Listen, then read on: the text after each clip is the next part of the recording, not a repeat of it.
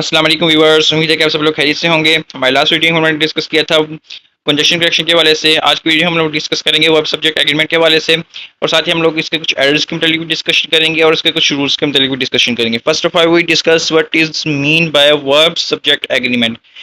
It's mean that subject and verb in a sentence must agree in number, singular और plural. इसका मतलब क्या है, इसका मीनिंग क्या है कि जो वर्ब है और सब्जेक्ट है वो क्या होने चाहिए, अब एक दूसरे से अग्री करने चाहिए नंबर के अंदर। मीन्स के सिंगल और प्लूरल के हिसाब से वो एक दूसरे के अकॉर्डिंग होने चाहिए। हमारे पास एग्जाम्पल है ही प्लेज क्रिकेट।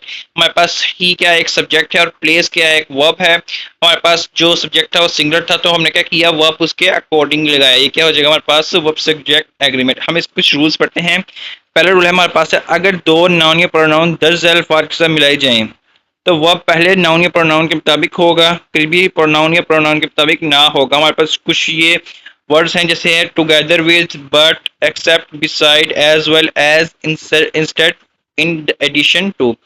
जब भी हम लोग इस वर्ड्स को इन वर्ड्स को यूज करेंगे तो हम क्या करेंगे, वर्ब किसके अकॉर्डिंग लगाएंगे, फर्स्ट प्रोनाउन या नाउन के अकॉर्डिंग यूज करेंगे। जैसे हमारे पास एग्जांपल है she with I, she with I am ill. ये क्या हो जाएगा, इनकरेक्ट हो जाएगा, क्योंकि हमारे पास विद है, विद के साथ हम क्या करते हैं, हमारे सेकंड जो सब्जेक्ट है उसके अकॉर्डिंग लगाते हैं वर्ब, तो हमारे पास क्या हो जाएगा, correct sentence she with I is ill. ये क्या हो जाएगा, करेक्ट हो जाएगा। हमारे पास सेकंड रूल है प्रोनाउन या नाउन फाइल के मुताबिक होगा।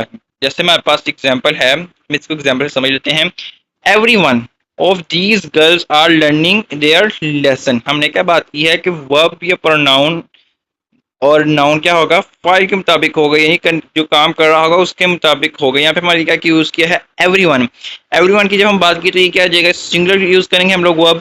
ये हमारे पास आ गया गर्ल्स आ गया, लेकिन हम गर्ल्स के अकॉर्डिंग यूज नहीं करेंगे, क्योंकि हमारे पास जो फाइल है, जो हमारे काम करने वाले हैं, वो क्या हमारे पास है, एवरीवन। तो इसके लिए हम क्या यूज करते हैं, सिंगुलर वर्ब यूज करते हैं। तो हमारे पास करेक्ट सेंटेंस क्या होगा, everyone of this girl is learning her lesson.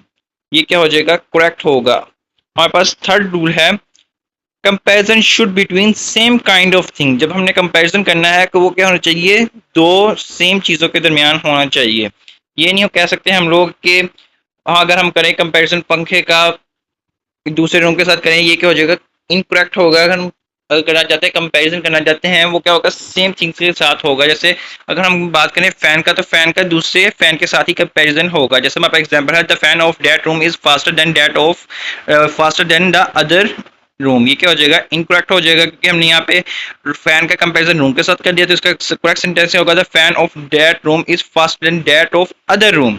ये क्या हो जाएगा, करेक्ट हो जाएगा। हमारे पास फोर्थ रूल है, वन ऑफ के बाद प्लूरल होगा, नाउन क्या होगा, प्लूरल होगा, लेकिन वर्ब प्रोनाउन वाहिद यानी सिंगुलर होगा। जब भी हमारे पास वन ऑफ का वर्ड आ जाए तो हमने क्या करना है, इसके बाद नाउन तो प्लूरल आएगा, लेकिन जो वर्ब लगाएंगे और प्रोनाउन लगाएंगे वो क्या होगा, सिंगुलर होगा। जैसे हमारे पास है वन ऑफ, हमारे पास वन ऑफ आ गया, these boy are doing their work. ये क्या हो जाएगा, इनकरेक्ट हो जाएगा, क्योंकि हमारे पास क्या है, वन ऑफ के बाद हमने क्या करना था, वर्ब क्या लगाना था और प्रोनाउन क्या लगाना था, सिंगुलर लगाना था।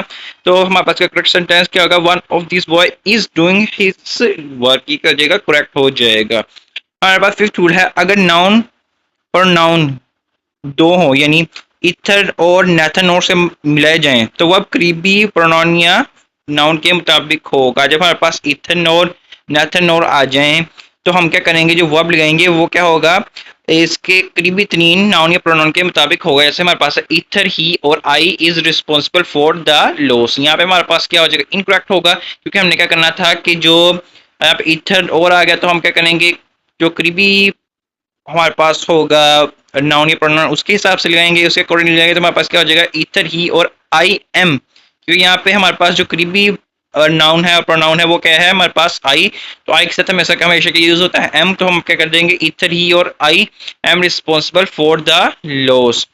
उम्मीद करते हैं कि आपको वीडियो अच्छी लगी हो। इसे अगर वीडियो अच्छी लगी होगी तो इसे लाइक करें, शेयर करें और चैनल को सब्सक्राइब करें। आज के लिए इतना ही, होके अल्लाह हाफिज़।